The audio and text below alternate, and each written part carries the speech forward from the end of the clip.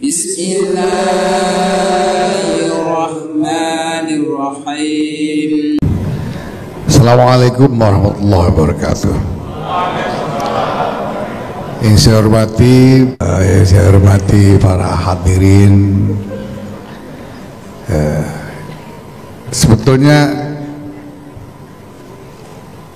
ketidakpastian global itu bukan gejala baru, mulainya sudah cukup lama. Pada dasarnya ketidakpastian ini muncul karena langkanya konstruksi tatanan internasional yang bisa diandalkan. Setelah dunia sempat dalam kurun cukup lama, hampir 50 tahun, menikmati kemapanan relatif. Sesudah Perang Dunia Kedua, masyarakat internasional itu mencapai satu konsensus yang unprecedented, belum pernah terjadi sebelumnya, tentang suatu tatanan internasional baru yang dituangkan di dalam apa yang kita kenal sekarang sebagai Piagam Perserikatan Bangsa-Bangsa, dan kemudian diteruskan dengan materialisasi struktural dari Piagam PBB itu berupa organisasi PBB. Nah, sebagai konstruksi tatanan sosial, apa yang dihasilkan melalui konsensus internasional itu berhasil menciptakan kemapanan relatif sampai dengan kurang lebih 50 tahun, yang kemudian beri kesempatan kepada masyarakat dunia untuk berkembang dan menjadi makmur. Karena keadaan relatif stabil, relatif lebih bisa diramalkan, sehingga pelaku-pelaku bisnis lebih mampu mengelola usahanya dengan baik. Nah, persoalannya kemudian bahwa pertama, konsensus internasional itu merupakan konsensus universal kemudian, karena semua negara yang kemudian lahir sesudah Perang Dunia Kedua ini harus menyetujui Piagam Jakarta itu, Piagam PBB itu untuk mendapatkan pengakuan internasional bagi keberadaannya. Tetapi sebagaimana dengan perangkat norma-norma yang lain, diperlukan suatu sistem kekuasaan, suatu struktur tertentu yang berfungsi untuk menjamin dilaksanakannya norma-norma tersebut. Kalau Piagam PBB itu berisi norma-norma tertentu, siapa yang akan memastikan, yang melakukan enforcement agar norma-norma itu betul-betul dijalankan? Nah, kita tahu bahwa di dalam organisasi PBB kemudian dibentuk Dewan Anggota Tetap Dewan Keamanan yang merupakan negara-negara pemenang Perang Dunia Kedua, Amerika, Uni Soviet, Cina, Perancis, Inggris. Tapi kita tahu bahwa kemudian sebetulnya secara umum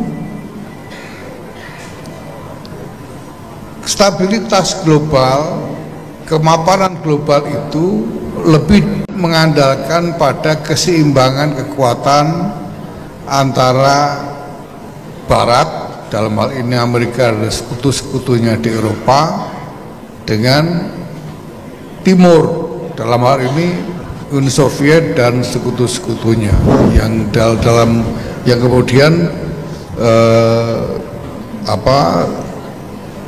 terkait dengan apa yang kita kenal sebagai Perang Dingin.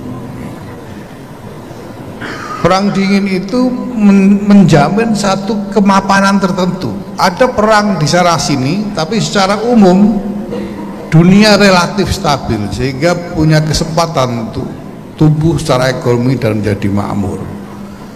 Keseimbangan ini berubah ketika kemudian Uni Soviet justru bubar tahun 89, sehingga Amerika menjadi adidaya tunggal. Di situ mulai dirasakan sebetulnya ketidakmenentuan yang konsekuensinya tentu luas sekali, termasuk dalam ranah ekonomi. Belakangan faktor-faktor yang lebih rumit muncul, termasuk apa yang disebut sebagai era disrupsi, tapi juga munculnya kekuatan-kekuatan baru sehingga dunia menjadi multipolar. Nah, sampai sekarang kita belum melihat hadirnya, terbentuknya suatu equilibrium yang baru di dalam dinamika geopolitik ini, sehingga kita bisa melihat bahwa banyak aktor-aktor global ini cenderung bertindak semau-maunya, hanya memikirkan kepentingan-kepentingan sendiri dan tidak peduli pada konsekuensi-konsekuensi global dari tindakan-tindakan yang dilakukannya. Perang-perang yang terjadi belakangan ini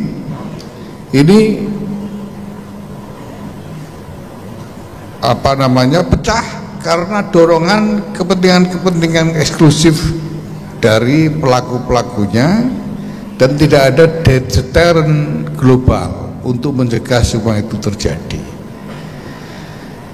Nah, Bapak sekalian yang saya hormati,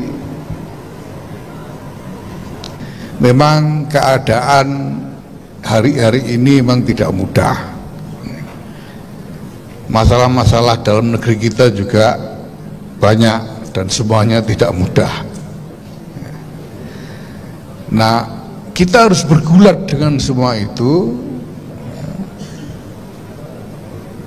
Sebetulnya sebelum berpikir tentang kemandirian, saya kira lebih dahulu kita harus berpikir bagaimana kita bisa bertahan di tengah berbagai kesulitan ini. Maka saya kira di tengah-tengah berbagai macam isu perdebatan,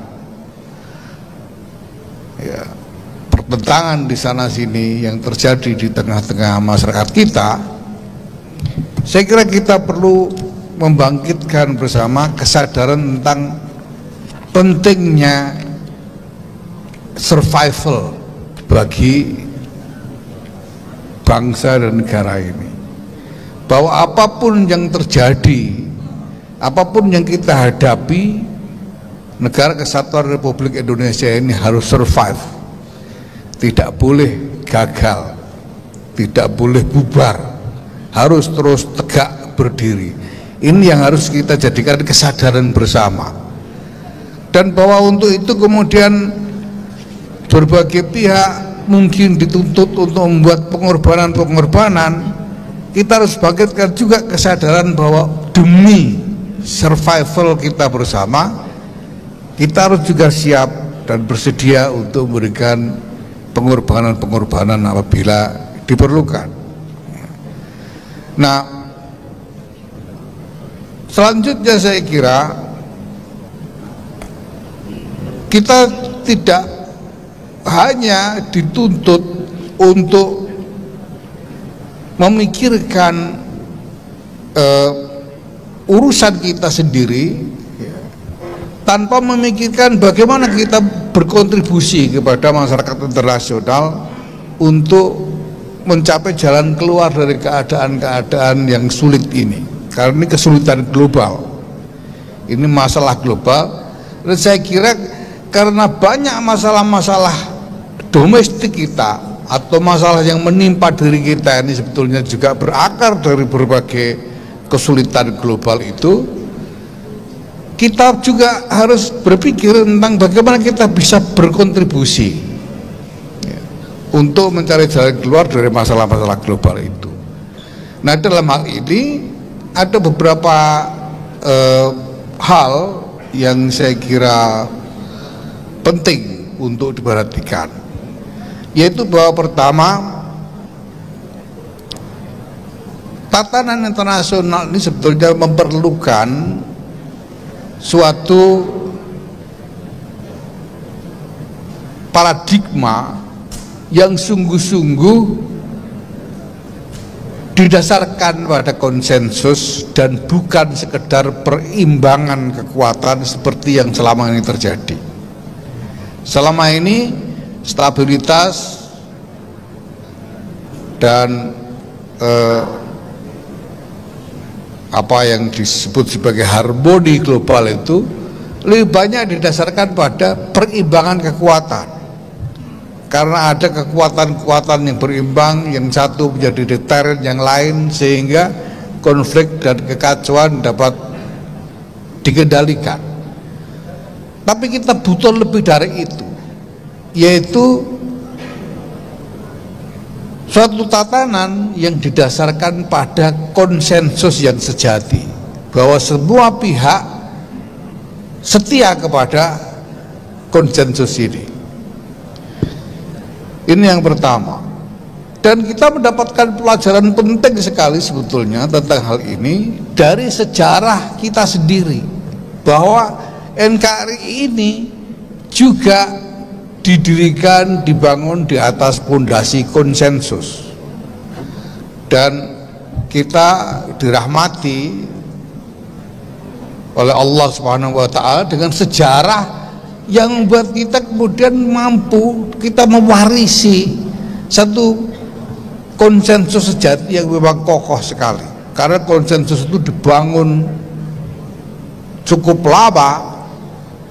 Kalau kita lihat dalam sejarah, sekurang-kurangnya sejak Sumpah Pemuda tahun 1928 sama kemudian proklamasi lahirnya PBNU itu, maksudnya Pancasila, Bhinneka Tunggal Ika, NKRI dan UUD 45 itu kan PBNU, itu semua adalah konsensus. Dan konsensus itu bisa jalan untuk Indonesia ini, tidak hanya semata-mata karena tekanan kekuatan atau kekuasaan, tapi ada yang memang sungguh-sungguh asli, genuine, ada kehendak yang genuine untuk mempertahankan konsensus itu. Nah, saya kira tatanan internasional juga butuh hal semacam ini. Dan kalau diperlukan, saya kira kita sebagai bangsa bisa berkontribusi dengan memelopori satu konsolidasi internasional untuk itu. Dulu kita pernah berinisiatif, membuat inisiatif gerakan non-blok, konferensi Asia Afrika, yang semuanya itu intinya adalah untuk mengokohkan konsensus internasional untuk menjamin satu tatanan internasional yang stabil, yang sungguh-sungguh didasarkan pada kemerdekaan, perdamaian abadi dan keadilan sosial. Nah, saya kira ke depan kita perlu melakukan upaya-upaya semacam itu, karena apabila masalah internasional ini menemukan jalan keluarnya, maka masalah domestik kita dengan sendirinya juga akan menemukan jalan keluarnya dari semua itu.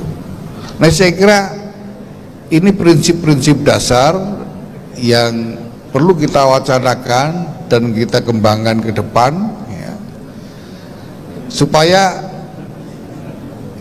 ketika kita menghadapi masalah-masalah yang rumit, kita tetap punya rujukan tentang dari ujung mana kita mulai dan kemana kita menuju, ya.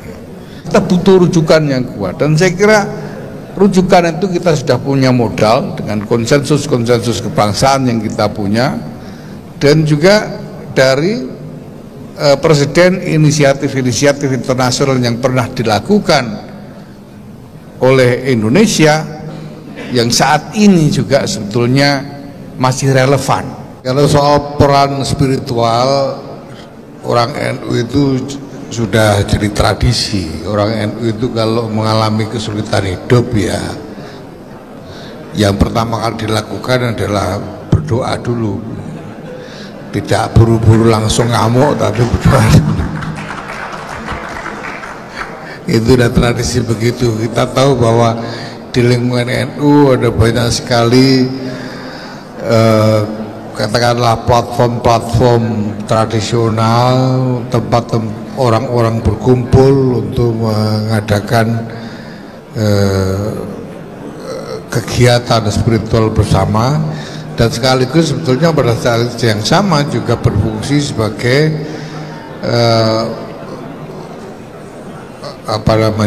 media untuk memupuk dan memelihara kohesi sosial. Nah, dengan jaringan organisasi dan juga dengan basis konstituensi kultural yang luas sekali, yang sekarang sedang diupayakan oleh NU pertama-tama adalah membantu meredakan kecenderungan pertentangan yang mungkin berpotensi muncul di tengah-tengah masyarakat kita dalam hal apapun, termasuk dalam kompetisi politik. Itu sebabnya sekarang kami secara sungguh-sungguh berusaha melakukan repositioning dengan menghindari keterlibatan di dalam kompetisi politik.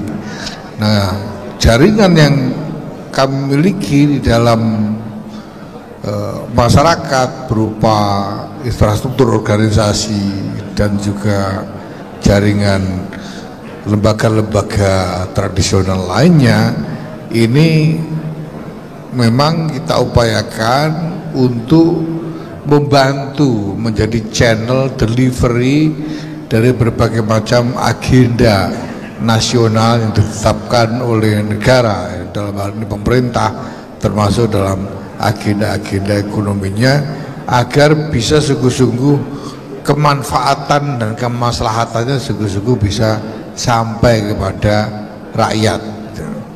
Nah, ini hal-hal yang sekarang sedang dilakukan oleh NU. Nah, secara lebih luas sebetulnya kita juga sedang berjuang agar agama ini dijadikan sumber inspirasi yang sejati untuk jalan keluar berbagai masalah, dan bukan hanya diinstrumentalisasi untuk agenda-agenda yang sebetulnya bukan bersumber dari agama. Sekarang ini dalam banyak masalah soal lingkungan hidup misalnya, sebetulnya tidak perlu minta dukungan dari agama. Ini semua orang tahu bahwa lingkungan hidup penting untuk dipelihara. Tidak usah nyari dalil agamanya juga bisa sebetulnya, tapi agama diinstrumentalisasi untuk itu. Nah, ini sebetulnya tidak perlu. Dan kita butuhkan justru berbagai nilai-nilai yang lebih fundamental dari agama, jalan menuju solusi, misalnya yang tadi saya sebut sebagai nilai-nilai konsensus, karena konsensus itu justru bagian yang sebetulnya lebih dibutuhkan dari agama ketimbang sekedar mengumpul-ngumpulkan jamaah untuk mendukung tak apa gitu ya. Jadi ini tadi dari sebuah pembicaraan ini jelas bahwa ini tantangan kita semua. Kita mengharui dunia yang tidak mudah dalam kondisi yang diri kita sendiri juga tidak dalam kondisi yang prima.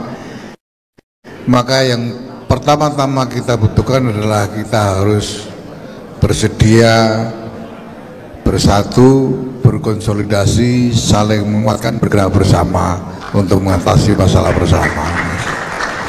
Terima kasih. Assalamualaikum warahmatullahi wabarakatuh.